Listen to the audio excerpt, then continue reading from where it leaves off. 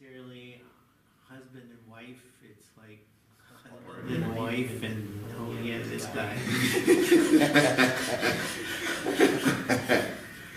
But that's not, to them that's not abnormal, and why should it be necessarily? It's just the way they've grown up and they understand life. Yeah. Well, you can also, and that's okay. And they have now, I forget what state, but it's like a term marriage contract. We're going to get married, we're going to have 2 kids, and when they're grown, see it. They do that. Yeah.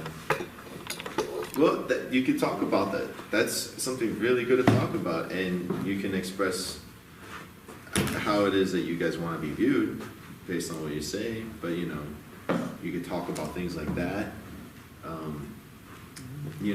What are the pros and cons to that? Briefly, and things like that. Well, you explain what your guys' beliefs are, but what are the pros and cons to what you're doing? Maybe try looking at it our way for a second. These are the pros and cons of that. Things like that. I just listen to these kids. And the thing is, but we taught them that. I mean, we taught them a man and wife, husband and wife, till death do us part. But all that they saw and learned said that's a lie. Yeah. And so I don't know what to tell them, what to try and teach them, or. Well, that comes to ethics right there. How, and what you say is what's going to represent you guys. So, let's say you choose the route on this topic. But see, that's the problem of being an old guy. I was born and raised and thought this is the way it's supposed to be. But and I don't think the world says that's the way it's supposed to be now. But see, something like this is why people would want to come to a church. This conversation alone, like this, that we're having, if there were 5 people here just lounging around, they'd have something to say, an opinion. Oh, hold on, but this.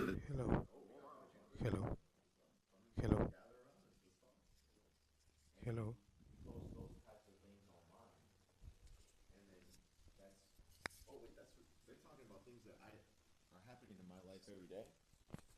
Should I hold this like this, or should I put it on the table? But see, okay. But that's what I'm saying. Those types of things are, I think, things that people would want to come here. It's authentic. It's real. It's not something that sounds planned to be, like a cash grab. Like, come here and let's just preach about God. No, what people, the way they view God now is more how you just said. Like, wait, we've seen that things have been distorted. How can you relate to me? To my everyday? Because it's obviously not that way anymore. So, if you talk about things like that, like the relationships, that's just one route. Let's talk about money. That's my question. So you can have all these nice conversations. Yeah. But we have to pay for insurance and lights and property tax and a copier in the office and. Yeah.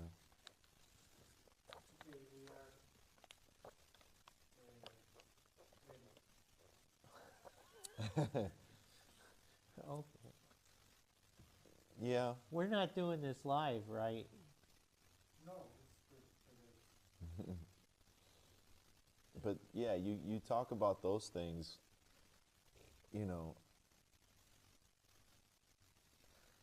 a lot. You got to talk about, just find a way to imprint what you guys believe with God, Jesus, whatever it is, to everyone's everyday issues, which is family, money, the jobs they hate, and then all those things can lead up to someone either becoming a bad person, a good person, or doing things they don't want to do, becoming addicts because they're trying to escape the world that they live in. Those are the things that I would focus on talking about, because we all face that, everybody. So if you talk about those things and are authentic with them, you go like, well, you know, and then also incorporate what are some alternatives to like not going down this road, or, you know, if you're struggling at home because your parents are divorcing and you're seeing your house, your family break apart. We all know, if you haven't experienced that, we at least know a lot of people that have, to the point where we can at least talk about it, or bring someone on. Well, how do you feel? Interview them. You know, okay, well, you know what, I hear that what you're saying, you have these issues at home, or at your job, or with money, or with your loved one, significant other, or your pet passed away, or, you know, how can what we talk about help you? How can it comfort you? You know, also bring out some other positive things, like, you know, when you have musicians like that, people will come here and go, whoa, that, you know, these musicians sound phenomenal. Like, they sound so good. This is a show. I'm like, I'm not even paying for this, and I'm coming to a show. Like, so what happens is a kid sees a drummer playing really awesome and doing his thing, and they're having fun. I want to play drums. That sounds like a lot of fun. All right, well, you could start learning here, where most people will tell you, I learned how to play drums at a church, you know, and, oh, this guy tours with Taylor Swift, you know, things like that or whatever, which is not uncommon. This is what you're going to get, those type of players. Okay, so now this kid goes and runs to his school and go, you're not going to believe who's teaching me drums. This guy, and now look how good I'm getting. I want to come to church every Sunday. Well, my parents got to take me to church, so now they got to come and stay. Oh, you know, the service actually is pretty interesting, man. Yo, Bill, you should probably come check this out on a Sunday. Oh, okay, fine. And then that's just how it keeps happening. And then you keep talking to, like, catering to that, you know, audience, like, talking about all these things. And that's what I've seen all these other churches do. And it just lures them in. To the point, like, where I explained to you, like, what my points of view are for churches. Like, when I would run sound at, like, The Journey, I would go and I listen to them and I go, oh, man, you know what? I might not agree with, like, the way they see things religiously, but damn, what they're saying right now has got me hooked. Like, just on a conversational level, I can listen to this and it be relatable, and I can relate it to my own way. You know, it doesn't have to be through Jesus or anything, because if you start narrowing it down like that, you're going to start, you know, closing people off, potentially, you know, so. And then you got to think about, like, what's hot these days, you know, like the gay topic, you know, the gender thing, you know. Okay, we can talk about that. Let's talk, you know. There's a lot to be said about these things, just that alone, you know. And then how does that affect you? More importantly, how does that affect, you got to make it like, how does that affect you? How can we as a community, as a church, make you feel welcome, so like these things that happen to you, you come here, and at least if they can't be resolved, you can feel some sort of relief of pressure, you know. That's what the church is good for. That's what we all want, is relief of the world, you know. So if we can find a way to do that, you're good. You're going to capture that audience and get in here. But, and you got to push them things out online, Pastor Bill. You have some good ideas with the reels, you know. Well, that's why we have Danny. Real church, real people, grace alone.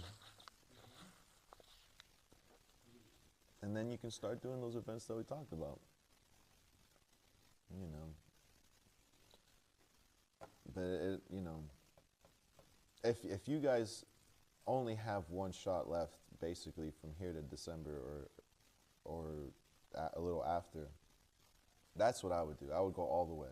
If I'm going to get a loan, oh, damn it, we're going to get the best musicians we can get. We're going to fix what we have to fix, and we're going to take every approach. We got to pay for boost online and social media, $60 a month. Let's see what works. That didn't work. Okay, well, we'll try this. If you take all those approaches, I'm sure you're not going to lose. Well, that's, I think we've got more equipment than lots of places. Yeah. We just need to use it. Yeah. And put it to work. Yeah. I think there's things that if you want it to work right, like online, there's a couple of things we could do better. But, Like? Well, you guys do have good equipment, right? You got an expensive drum set, rolling. You have you have some good gear, but you also have some things that are causing the good gear not to work to its full potential. Something as simple as cables, or a program that you guys need to make it so that the streaming comes in real clear. You can edit it right. You can switch the cameras differently or whatever. There's a lot of things to make that smoother. Not to say that you guys don't have anything, because you do, but remember, it's like that thing, like one bad apple, whatever, one bad cable, So that's things like that. If you're gonna, but that's just me. If I have one shot left to do something, and if I go for a loan, I'm gonna go 100% and go and see what works, and I know that would work. I can tell you the story of the first time that I ever sat with the church council here, and that was 22 years ago. But they had consistently, in their recent history, gone from hard time to hard time to hard time. And they were facing one of those at the time. And my question to them was, we can nickel and dime ourselves along forever, or we can just do what we need to do and do it for as long as we can. Mm-hmm. They unanimously decided we're just going to do what we can do for as long as we can, and that has never changed. And unless they change it, it will never change. No. So, yeah, advice is always welcome. Another thing that'd be great to do is on things like this, even putting some money together for inspirational figures, or that are online. So what do you call them? Like people that call themselves online, that they have a big following. They call themselves Oh, now you asked me. They inspire people just because they have a lot of following. Those people, I forget their name. If you have someone like that come on here and you go, hey, look, here's $200. Here's $100. Let me get you for an hour. Let's talk about some things. Let me post this online. Can you post it on your social media? For $100, I'll do it for $150. $200. Here, post this online twice this week, because they got a big following. Now that it's on their Instagram, their TikTok, their Facebook, whatever, now it'll bleed back to you guys. Oh my God, hold on. Why was this person at this place talking about, this is interesting. They're talking about things that I talk about all the time. And then start listening. Oh, hold on. And then you do that again. You bring someone else in, tie them in, and then you keep doing that. That's an approach that I've told my friends to do with their music, and it's working. So for example, one of my friends, he has a song that he put out. It wasn't getting much traction. So I told him, would you try this? Contact these people that are that have a following, that are dancers, right? Ask them, if you pay them $100, will they spin your song on their channels and make a quick little 10-second dance, 15-second dance to your stuff? Here's $100. Can you post it twice this week? 5,000 views in 1 week. Actually, I think it was 2 days. between the beginning and the end because they only posted twice. And his numbers just keep on growing. And that was one little video.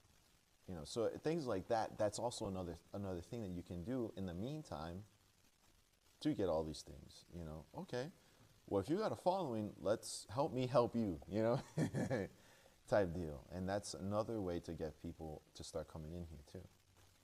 You know, start looking online, you know, whatever makes sense for that to happen. That's another good approach to marketing, basically. So it sounds like it's a good idea not to get overwhelmed or depressed or just feel like it's not going to work. Just keep plugging along. I like to tell myself most of the time it's just a bad day, not really a bad life. It's my experience. You know, I think those are some good ideas. I think that'll work.